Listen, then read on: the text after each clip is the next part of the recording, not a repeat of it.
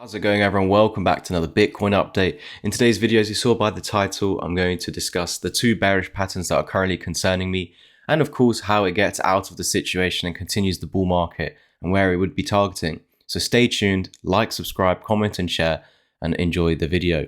So we'll start off by checking out the price, 110,000 as we currently record. Now it's very close to the range low over here. This is my current range low.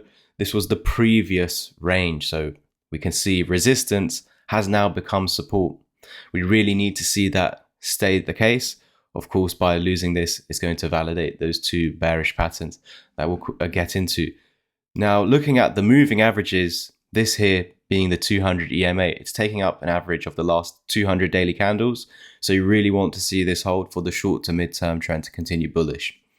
You can see there was already a rejection here. But there are other sets of moving averages, shorter time frame ones, and you can see that they're currently holding up as resistance. So essentially trapped between these 2 points, waiting for an explosive move out of here. And of course, being concerned with those two bearish patterns.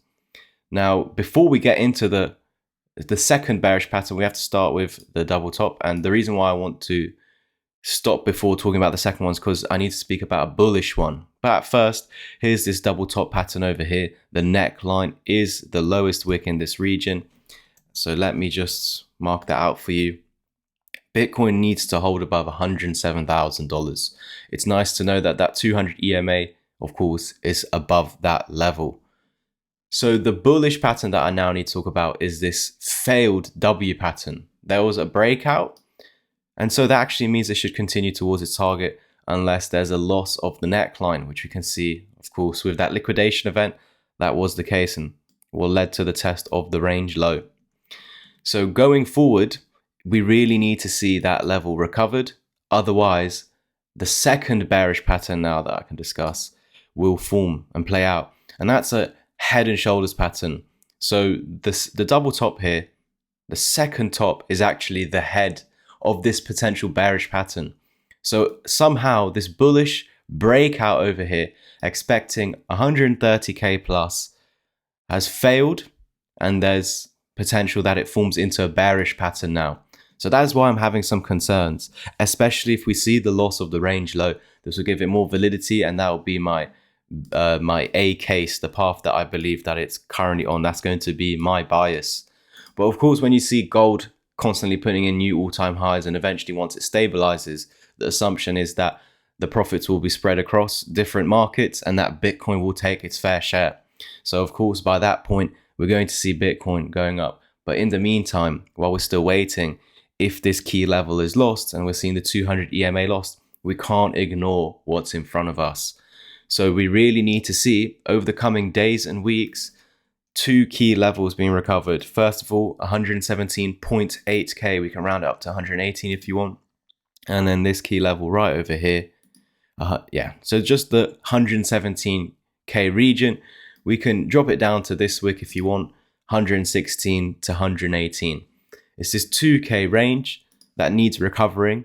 And by doing so, you're putting pretty much invalidating that potential head and shoulders pattern. And then it puts the double top at risk, which is what we want, because this target would be valid once more. And that is roughly at 130,000, as I said earlier. So if this does not play out, if we don't see that recovery from Bitcoin and we see the double top and the bearish head and shoulders pattern form and break down, we need to, of course, see the measured target.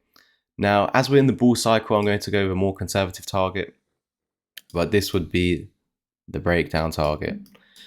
$92,000. Now, when you're in a bull cycle, even if there are bearish patterns that get validated with the neckline being lost, it doesn't necessarily mean there's a 100% guarantee that the target will get met.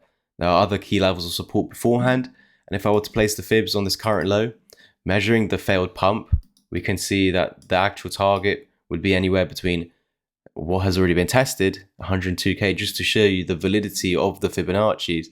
It's not a random level. We can see this is exactly where it bounced from. So the next set of targets would be between 96 and 100k.